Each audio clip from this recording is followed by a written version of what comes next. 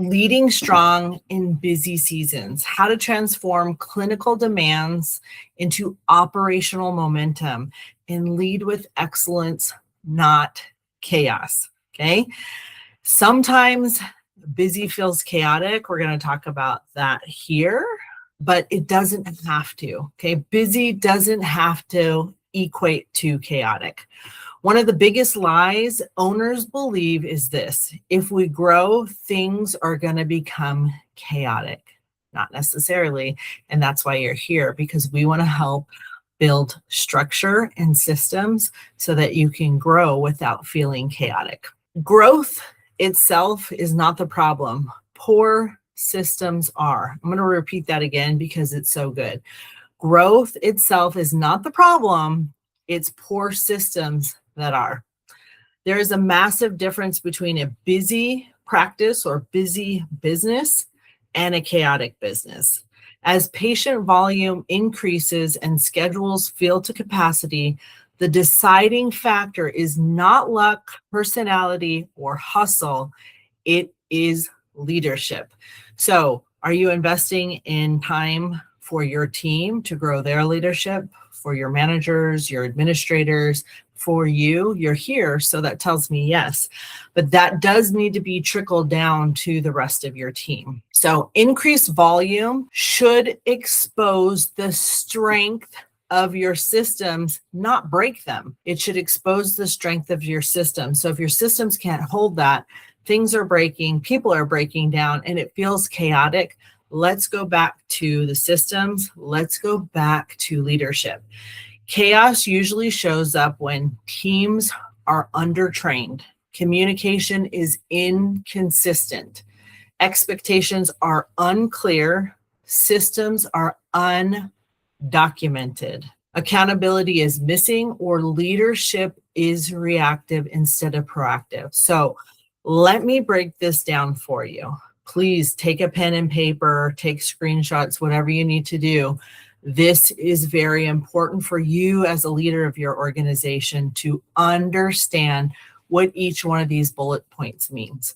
So teams are undertrained. We talk about onboarding, training, and apprenticing. Most of you guys are onboarding people, throwing something at them and expecting them to figure it out. This will change the entire flow of your practice when you're having somebody else try to figure out what you wanted from them to begin with. Make sure you train your team on the hard and soft skills of what you do in the practice. So that means having systems documented, standard operating procedures. They should be written, they should be recorded, they should be cataloged into Google Drive, let's just say, Google Drive, so they can go in, watch a video, and understand how to perform their job duties. Expectations are unclear. If you don't set goals and targets for the team, they're not going to know what's acceptable or not. Let's just say you're seeing 150 patient visits. You had a couple of bad team members that has gone down, where normally you're at 250 visits. Let them know what the expectation is that we want to be back at the 250 mark, and this is how we're going to do it. These were the successful actions that were in place that got dropped out, and make sure your team is trained on that. Accountability. You guys should be doing a morning huddle, a team meeting. They should be filling out a daily check sheet and a game plan of what they're going to create and how much they're going to do at the end of the day. We measure by success. We measure by KPIs, so key performance indicators. And then leadership is reactive, is proactive, not reactive. Okay, we want to be ahead of the game. We're setting our team up for success instead of trying to put out fires. I see this a lot in offices. We've talked about this a lot too. The difference between being a gardener and a firefighter. People like being firefighters because they get dopamine hits with saving things and stuff like that. That is not the place you want to be.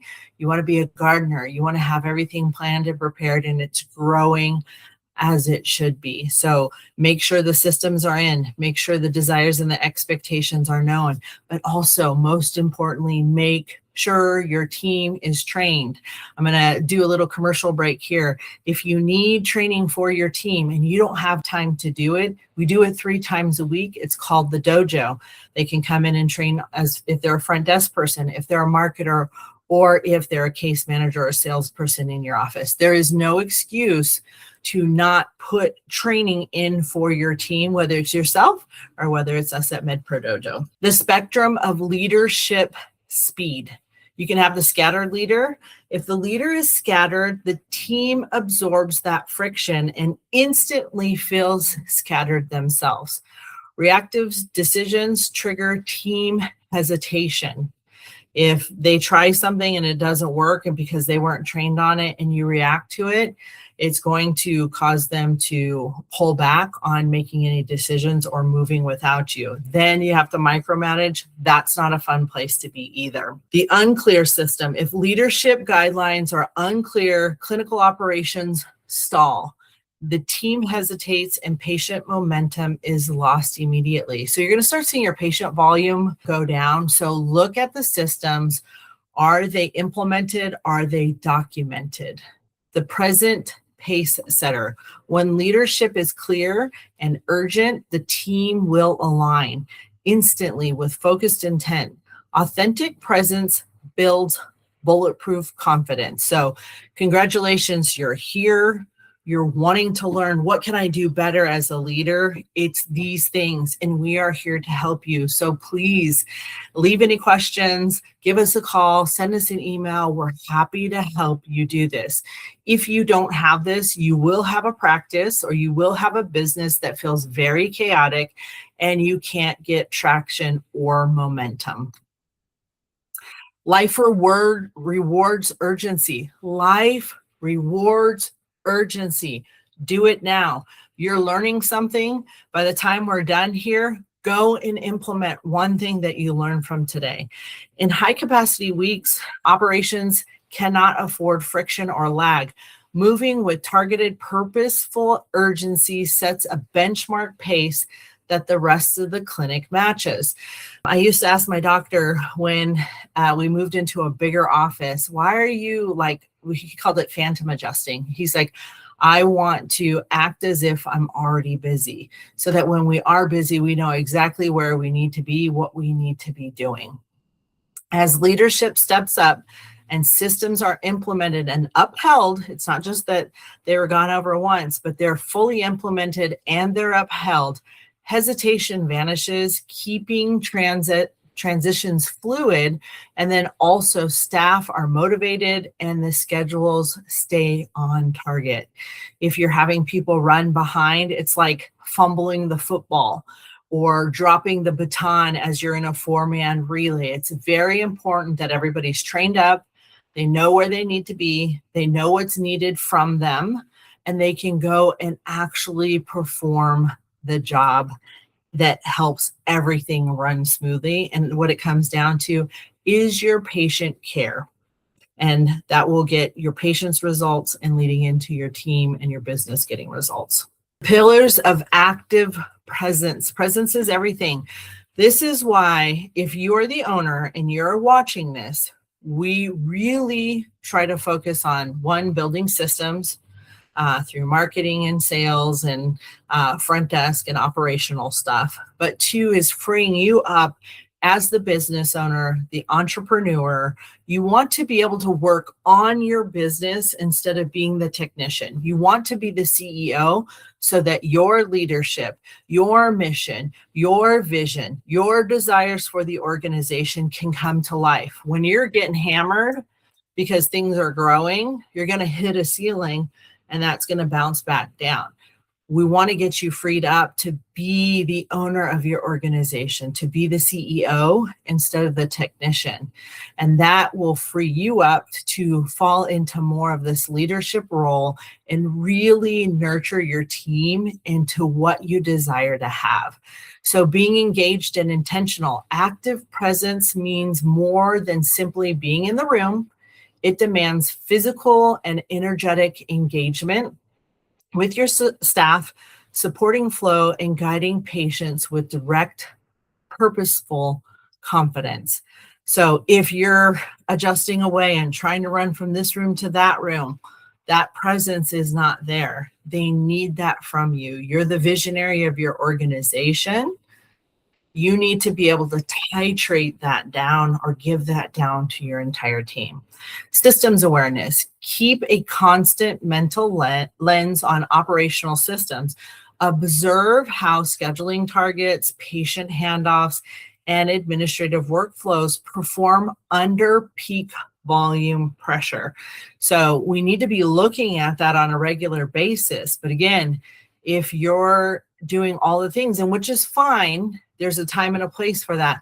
Make sure you have somebody who's trained up on what I'm going over with you today. If it's not you, that's okay, but train somebody else to do that in place of you, whose presence can be there, the person that's proactive instead of reactive. They really understand the essence. They're kind of a carbon copy of you. They're not the original copy, but they're a carbon copy of what is your heart's desire, what's the mission, what's the vision, the goals, the core values of your practice. You need to have at least one person, if not two, depending on how many team members you have. The daily connection framework. Ask, what do you need? I'm talking with your team members. Move past superficial check-ins, initiate direct, authentic conversations to uncover operational friction before it impacts patient care. They say, hey, I need whatever tool it is to be able to flow the patients through the office more quickly. Or I need an in-office communicator so I can let this person know that they're here.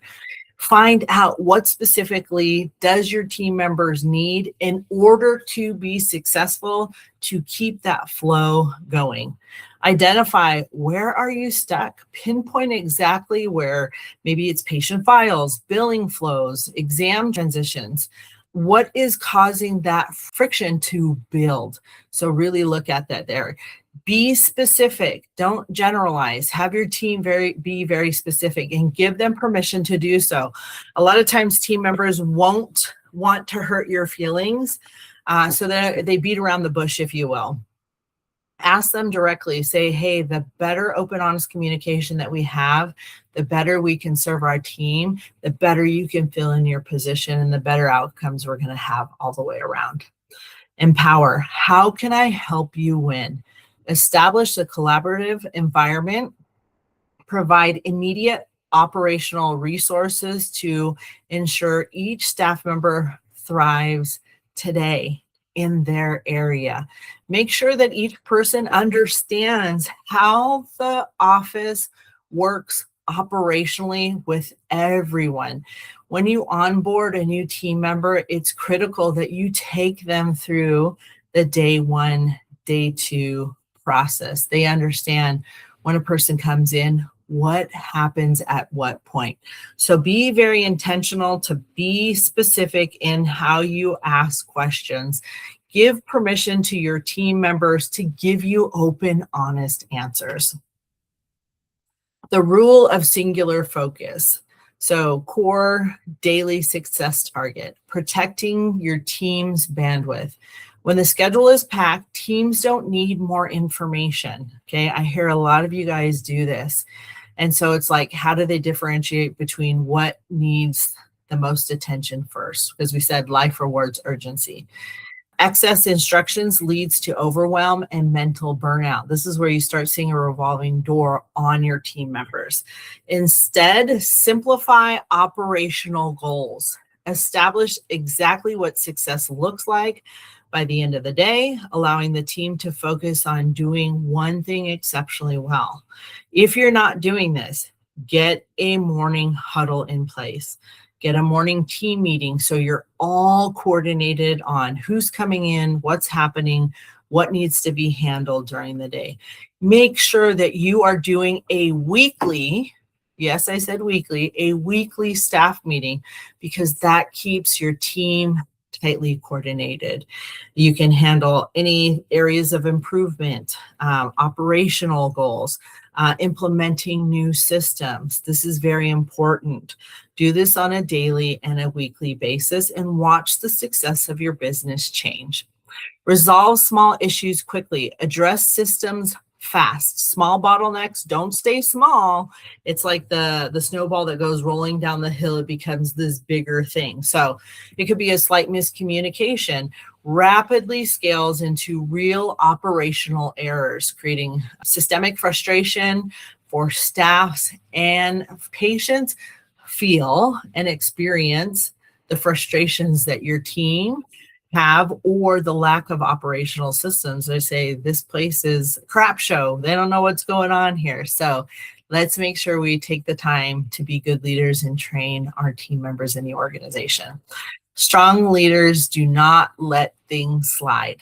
They step in instantaneously to address systemic breakdowns, adjusting clinic workflows to maintain continuous clinical flow. That helps your patients have really great experiences, as well as your team members. We want them to have great experiences as well. So I want you to look at diagnosing friction versus flow. You hear people say all the time, I want to get into the flow state. The flow state means when you are so confident and competent at what you do, it just comes naturally from you. If not, it's like friction. Now, most people don't drive stick shifts, but back in the day, I'm an 80s kid. You're learning to drive stick shift and you can feel the friction in learning how to shift with the clutch and the shifter and all that stuff. We want it to be seamless. So I want to talk about systems focus. What is reactive, can feel chaotic or friction, versus the proper flow and excellence. So the patient experience. Patient feels rushed, unseen, and experience unpredictable wait times. That's when there's chaos and friction. When it's in flow and you're operating from a place of excellence, patients feel valued, heard, supported, and systematically cared for. That's what we're going for. It should just be this nice thing. People are coming in and moving about the organization because it's not like you didn't know ahead of time. You had them on the schedule. Front desk flow, overwhelmed desk staff, scheduling errors, delayed billing. Now in excellence, we have optimized workflows, clear administrative priorities, fluid checkout, on-time billing, on-time payments. Team dynamic. In a chaotic environment, staff feels unsupported, leading to errors, growing internal friction, a lot of gossiping, chit-chatting, other things where they're not focused on the main goal, and that's their production, but they start having side conversations and you see a decrease in production. So watch out for that. Now, in a state of excellence, real connections, proactive assistance, people are helping each other, shared clinical momentum. The teamwork makes the dream work. This shows results as in patient care. Patients are getting results. They feel happy. They're referring people to you. And also team outcomes, how well they're producing. What do their KPIs look like? Are they happy? The pace of leadership. I love John Maxwell. The speed of leadership, or the speed of the leader, determines the speed of the team. Okay. If you are stuck as the technician and you're chaotic and you're running from place to place, the team is going to feel the same way. Like, if you have children, you see the same thing as a parent. When you feel stressed or you're breathing differently, your children pick that up. So does your team, because they work so closely with you. I always say sometimes our teams work more closely together and spend more time together than maybe they do with their own family. So we start getting in rhythm. And if you're setting the pace as a leader to be stressed out, frantic, running all over the place, that's going to kind of trickle down to the rest of your team. So be mindful of that. Leader momentum, not emotional exhaustion. I promise you, get these systems in place. Train up your team. Set the expectations. Set your targets and goals. Manage that by looking at key performance indicators and course correct as you go along. That will save you from the emotional exhaustion. When a clinic is truly operationally sound, this is what it looks like. The team knows their roles, the systems are repeatable, communication is clear, training is ongoing, expectations are measurable, leadership remains calm under pressure, busy should feel focused, not frantic. Doesn't that sound good? Isn't that what you want? We would love to help you with that. If you're stuck there, it's okay. I'm going to tell you it's temporary, but it is only going to stay temporary if you decide to make a change. And you've already come halfway there by showing up and listening today. Excellence over chaos. What energy are you bringing in the room today? Check yourself. And you know the old song, check yourself before you wreck yourself? I'm going to ask you to do that. Are you creating clarity or are you settling for confusion? Sometimes I've seen owners be so burnt out, they just don't address anything. And it's like total chaos and the cats are running everywhere. So you got to dig deep sometimes. You got to dig really deep and say, hey, I'm going to be intentional. I want to restart. And if you need help, we're here for you. Lead with clarity, stay present, and fix things fast. Be blessed, be a blessing, and we'll see you next time. If this helped, give this video a like and share it with someone who needs this.